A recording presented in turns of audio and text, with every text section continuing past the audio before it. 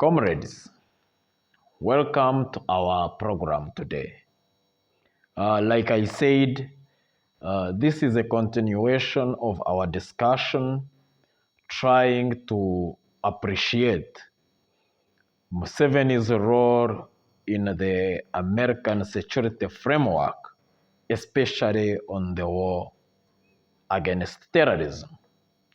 Last time we had a broad overview of what has been transpiring.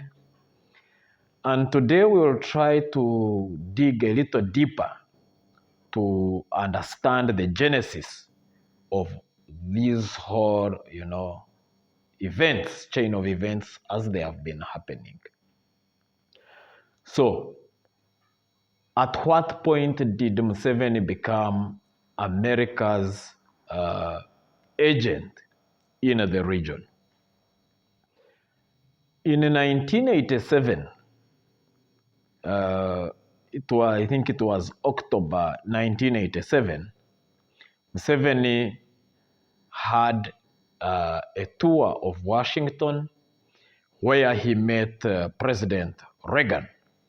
And Reagan raised a concern about Museveni's close relationship with Muammar Gaddafi of Libya.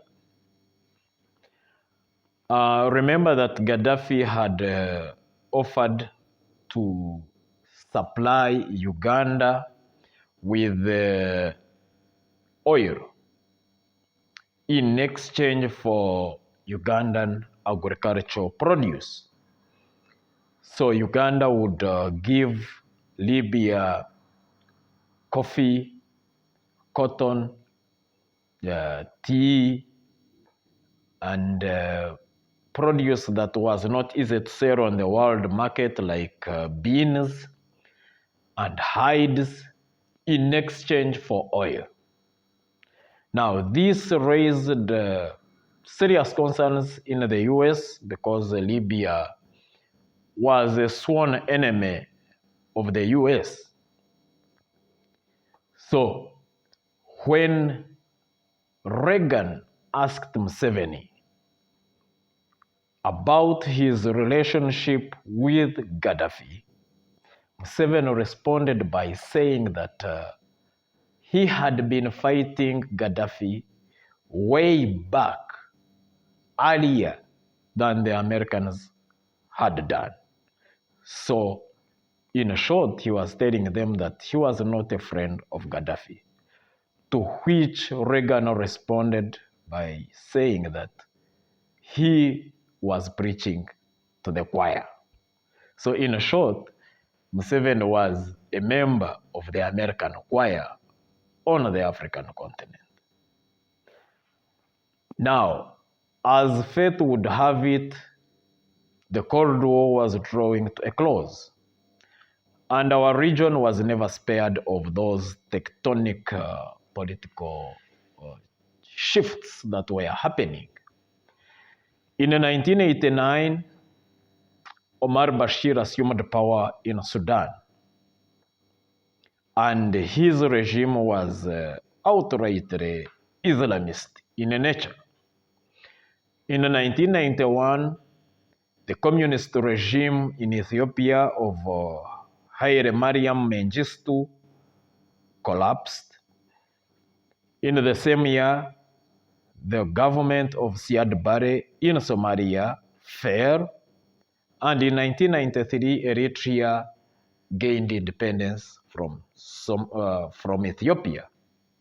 So the region was going through a phase of fundamental political changes, and geostrategic correlations were to be reset.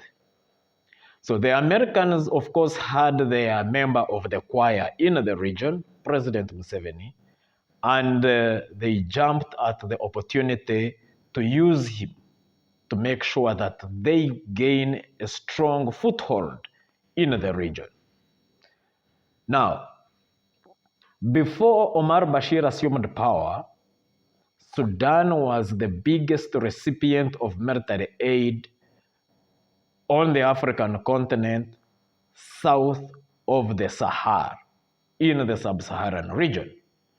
So when Bashir came to power, that support was cut. And the Americans now shifted their support to the enemies of Sudan, SPLA, which up to that point had been supported by the Mengistu regime and their communist backers, the Soviet Union. So now the Americans came up to push SPLA against the Khartoum regime. Because of the fall of Siad Barre in Somalia, the Somalia state collapsed and it was virtually in a meltdown with intercommunal violence and with no centralized state.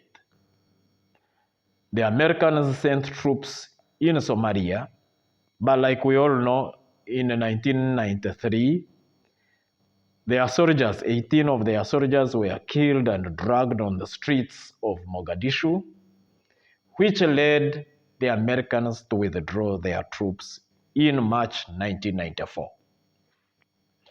When they pulled their troops out of Somalia after that humiliation, the Clinton administration took a decision not to engage militarily on the African continent.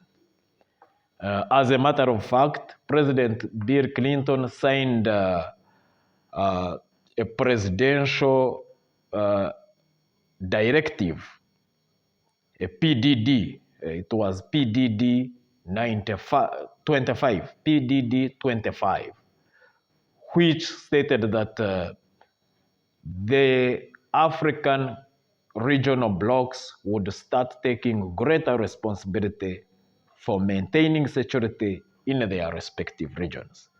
So they created a framework, a security framework called ACRI.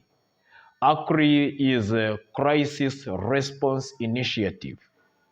So under ACRI, they got 7 countries, which included Uganda, Ghana, Senegal, and some other countries that were to receive training and military aid to help to do the job that would otherwise have been done by American boots on the ground. But this ACRI was largely oriented towards peacekeeping. It was not an offensive outfit. It was molded more around kind of UN Chapter 6 kind of operations. That's what it had envisioned. Now, with the bombing of the American embassies in Kenya and Tanzania in 1998, the Americans started taking a second look at the African continent and their engagement with the continent. Because when ACRI was passed, in that presidential decision, Directive 25, the Department of Defense in the US also issued a position paper to the effect that Africa was of very little traditional strategic interest to the Americans. But with 1998, that position was reconsidered largely. And things came to be fundamentally changed by the events of 9/11.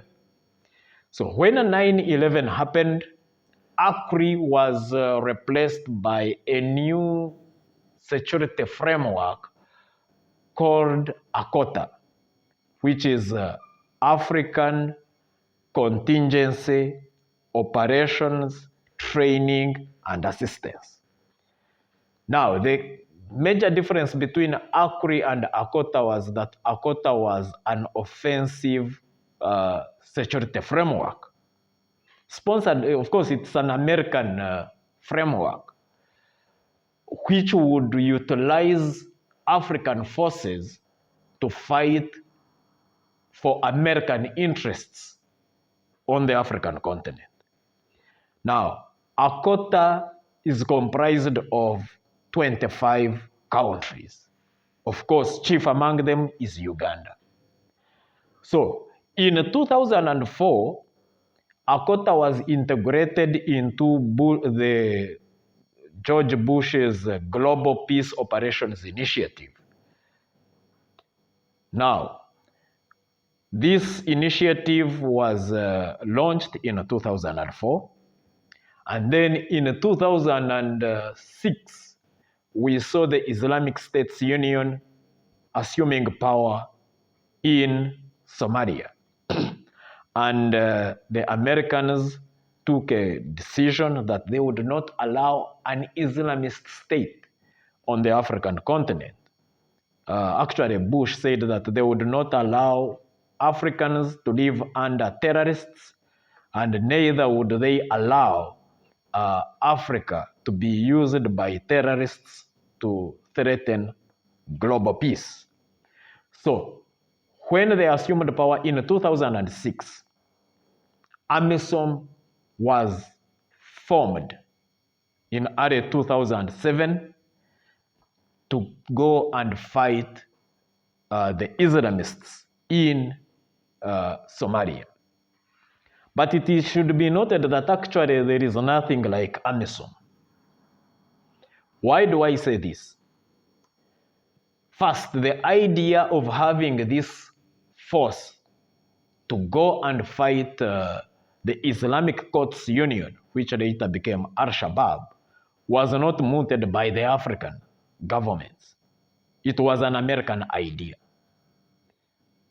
Two, all the contributing countries towards Amisom, be it in terms of armed forces or police operations, they are all members of ACOTA. So, Amisom is ACOTA wearing the AU armbands. And it was called Amisom just to create an impression that this is something that is homegrown. There is nothing homegrown about Amisom. The countries that constitute Amisom include Uganda, Burundi, Ethiopia, Djibouti, and Kenya. All these are part of the 25-member group of ACOTA. The countries that are contributing police operations include Sierra Leone, Ghana, Nigeria, and Zambia. So all these were brought together by the USA under their program of ACOTA. They are financed by the West. So the only thing African about them is the armbands that they wear, not the mission that they are claiming to be fighting for. So that is how we fit in the security framework of the USA in ensuring that their interests in our region are catered for. So we will add on from there next time. Thanks for watching.